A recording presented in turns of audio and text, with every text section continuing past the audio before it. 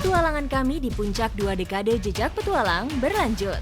Kontur daratan Jawa Barat sebagian didominasi bukit dan pegunungan. Salah satunya wilayah Tangkuban Perahu, Kabupaten Bandung Barat. Berjalan di hutan belantara, langkah kami akhirnya harus berhenti di medan jalan yang buntu. Karena di depan sana jalannya udah tidak ada, jadi satu-satunya jalan sepertinya kita harus turun ke bawah lewat air terjun. Dari bawah sana kelihatan jalannya ya?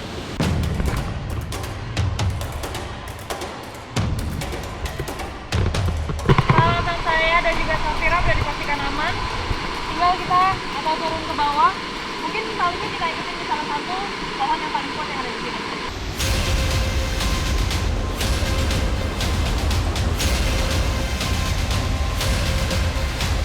Jadi untuk menopang kita berdua rappelling ke bawah, nggak cukup sama satu pohon aja, harus benar-benar dipastikan aman, makanya kita pakai 2 pohon yang kokoh ini. Pohon yang berada di kanan dan kiri sungai bisa menjadi jangkar untuk menahan beban kami. Rappelling merupakan teknik menuruni ketinggian dengan menggunakan tali karmantel dan figur 8 sebagai alat pengereman.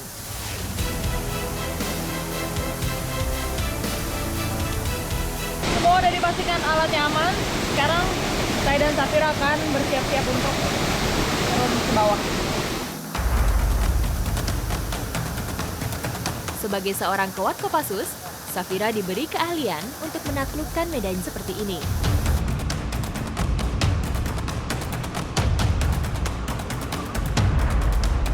Sekarang giliran saya yang turun. Saya tidak perlu khawatir lagi, karena sudah ada Safira yang menjadi belayer. Dia akan membantu saya mengerem dari bawah.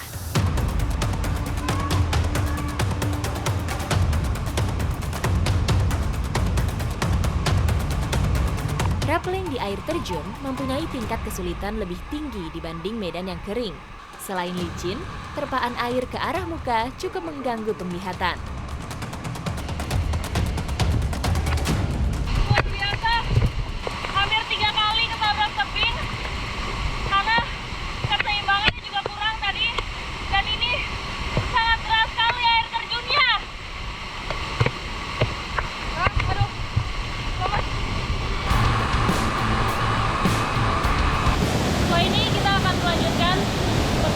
Selanjutnya 2 dekade jejak petualang, ikuti jejak saya, jejak petualang.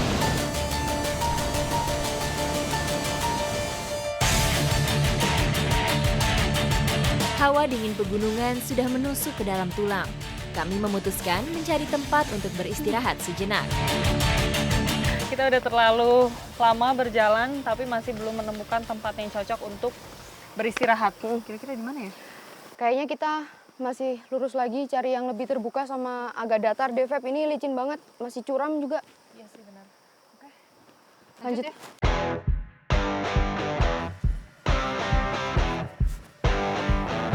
Setelah berjalan cukup jauh, akhirnya kami menemukan tempat yang cocok untuk beristirahat.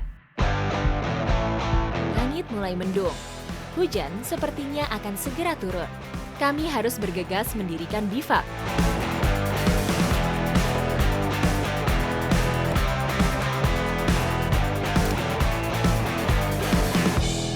Batang pohon ini yang akan menjadi tumpuan untuk flysheet kita. Bivak sudah berdiri, sekarang saatnya memasang hammock untuk beristirahat. Hammock harus dipasang menggantung di atas permukaan tanah.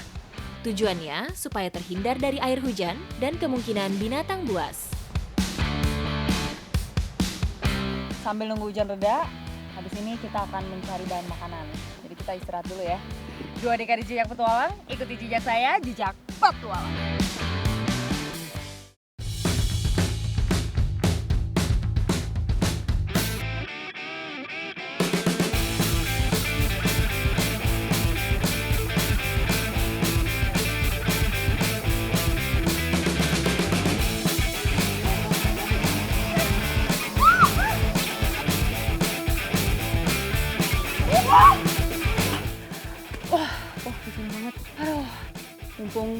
hujannya reda, jadi kita harus buru-buru cari persediaan makanan daripada nanti hujan lagi.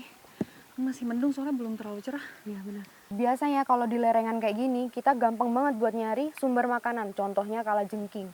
Kita coba cari ke sana. Ke sana coba. Yuk. Yuk.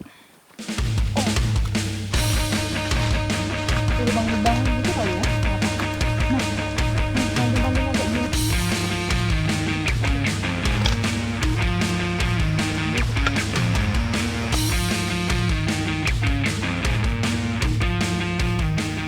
Udah kayak gini ya, Saf?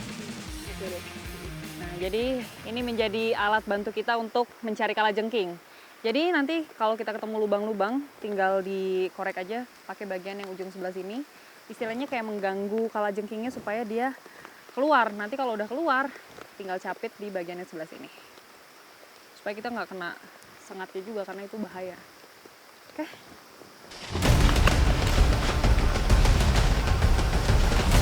Kalajengking banyak ditemui di hutan tropis seperti ini. Binatang berbuku ini biasa membuat lubang sekaligus tempat menunggu mangsa. Sarang kalajengking akan menciptakan suhu dan kelembaban yang sesuai dengan tubuhnya. Ini nih cara mengamankan kalajengking, itu dijepit bagian sengat di bagian belakangnya ini supaya tidak berbahaya karena di situ tuh bagian racunnya. Nah, ini biar lebih aman kita potong. Kalajengking merupakan salah satu hewan darat tertua yang masih hidup hingga saat ini. Hewan berkaki 8 ini dibekali bisa sebagai alat pertahanan diri sekaligus senjata untuk menaklukkan mangsanya. Dari 1.500 spesies kalajengking, hanya 30% spesies yang berbahaya bagi manusia. Jadi sumber protein sudah saya dapatkan. Sekarang saya mau mencari vitamin yang terdapat dari tumbuhan, yaitu sayur pakis. Nah, di sini memang jenis pakis itu ada banyak. Jadi kita harus mencari yang khusus, yaitu pakis sayur. Bentar, saya cari dulu.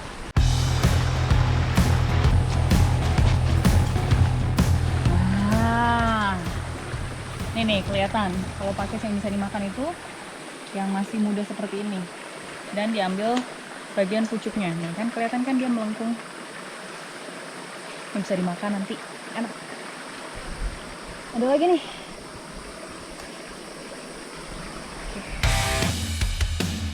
Pakis sayur merupakan paku-pakuan yang biasa tumbuh subur di daerah tropis. Berbeda dari jenis pakis kentang, pakis sayur banyak tumbuh di daerah lembab atau dekat dengan sumber air. Sekilas, pakis sayur muda hampir sama dengan jenis pakis lainnya.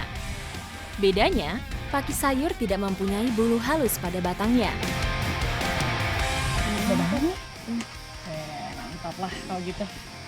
Kalau kemarin kita masak sayur pakis pakai jamur di Kalimantan, ya kan? Sekarang kita mau masak sayur pakis pakai kalajengking. 2 dekade jejak petualang, ikuti jejak saya, jejak petualang.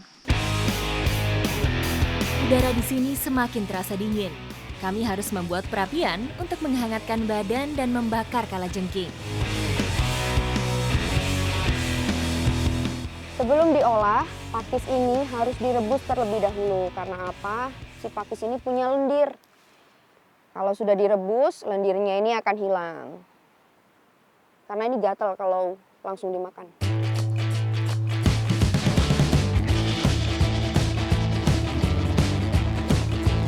Karena posisi hujan seperti ini dan kayu-kayu basah, jadi otomatis akan lebih susah untuk bikin perapian. Nah, ini saya memancing dengan serbuk kayu yang masih kering tadi supaya apinya mudah menyebar kemana-mana.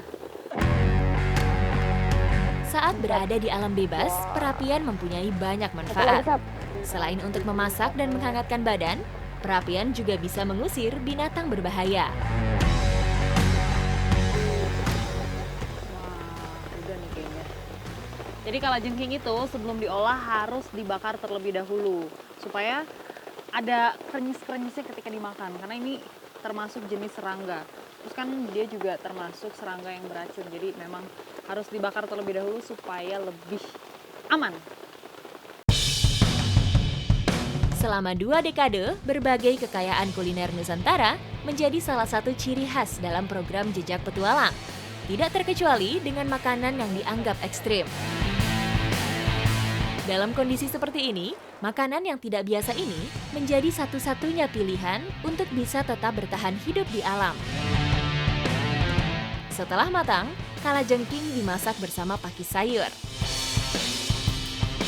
Ditambah rempah sederhana yang wajib dibawa saat bertualang, aromanya kini berubah menjadi begitu menggugah selera.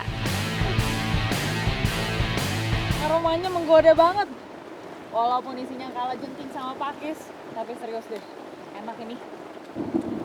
Ditambah hujan ya, Mbak? Iya, ditambah hujan. Ini kita langsung santap aja yuk. Nah, yuk. Paduan kalajengking dan pakis sayur ini cukup untuk mengganjal perut dan memulihkan energi kami.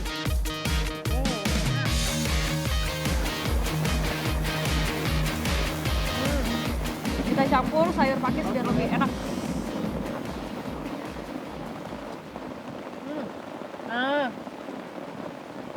makanya kalau udah dicampur dengan sayur pakis tuh rasanya lebih berwarna, lebih ada rasa pedas, terus gurih-gurihnya juga. Tapi itu mendukung banget, Feb. Ini udah hujan, pedas, jadi sedikit ngurangin dinginnya. Jadi tangan bener-bener sampai mati rasa.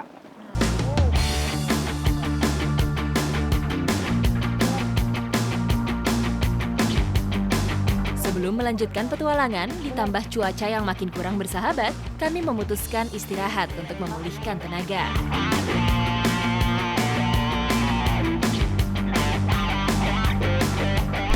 Dua dekade jejak petualang. Selamat ulang tahun untuk Jejak Petualang. Udah 2 dekade.